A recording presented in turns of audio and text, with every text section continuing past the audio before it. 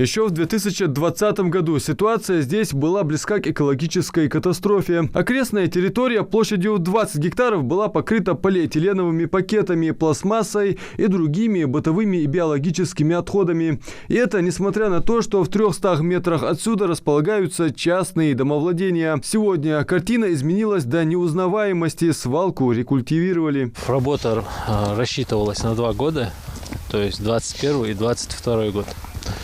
Но из-за того, что там с конкурсными процедурами были, затягивался вопрос вот этот, да, и начали в сентябре. Но все равно, начав в сентябре, все успели сделать.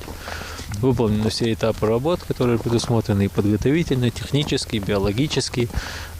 Частично первая часть биологического – это посев трав, внесение удобрений, полив, уход, первичный уход за растениями. В принципе, это все сделано. На данный момент решаем вопрос о приемке выполненных работ окончательной. О том, что здесь когда-то располагалась мусорная свалка, сразу может понять лишь специалист-эколог, увидев вот эти конусы. В них и локализовали эти горы отходов, собранные с более 20 гектаров. Мы вот со второго участка и также с этого участка, в начале свалки, везде здесь мусор был. Это все отходы мы перевозим на 3 конуса, собираем свалочное тело. После того, как забираем свалочное тело, делаем защитный экран. Это все идет технический этап. Защитный экран полностью из геосинтетических материалов, тризопласт, там георешетка, вот это все. Мусорную свалку здесь ликвидировали методом рекультивации. Многими российскими учеными он признан экологически безопасным, поясняет Адам Баркинхоев. По такому же сценарию закрыта свалка в Назране, Карабулаке и в сельском поселении Нестеровское, с одной лишь разницей.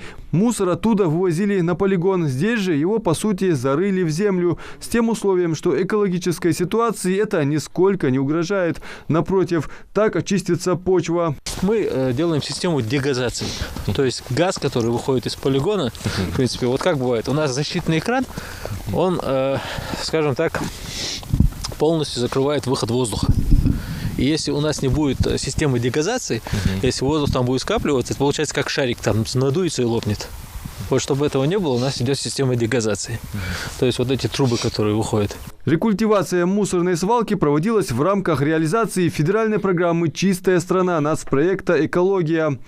Работы здесь начали в 2021 году. Как и планировалось, завершили все работы к началу декабря. На реализацию проекта, а именно на строительно-монтажные работы, было заложено 1 миллиард 288 миллионов рублей. При этом был конкурс, по итогам которого выиграло общество с ограниченной ответственностью «Геосинтетика». Конечно, в каждом регионе, в котором мы работаем, есть своя специфика. Без этого не обошлось и в вашем регионе.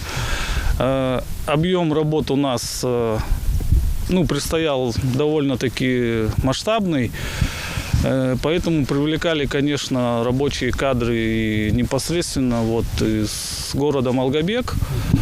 Это сколько рабочих мест получилось? Это порядка 40 рабочих мест, как минимум, наверное. То есть это и водители самосвалов, и где-то водители экскаваторов.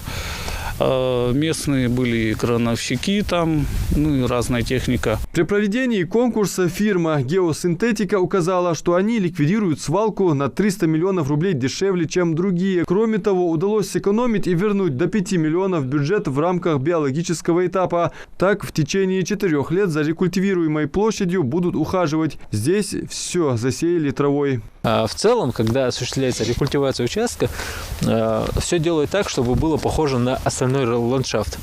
И опять же, то, что тут траву посеяли, да, любая рекультивация, она проводится где-то 20-30 лет. То есть не проводится самой работа по рекультивации, а восстановление участка идет. Что это происходит? Вот мы землю положили, траву посадили, а потом уже травы, которые вокруг есть, они дают свои семена. И потихоньку участок уже зарастает тем ландшафтом, который есть вокруг.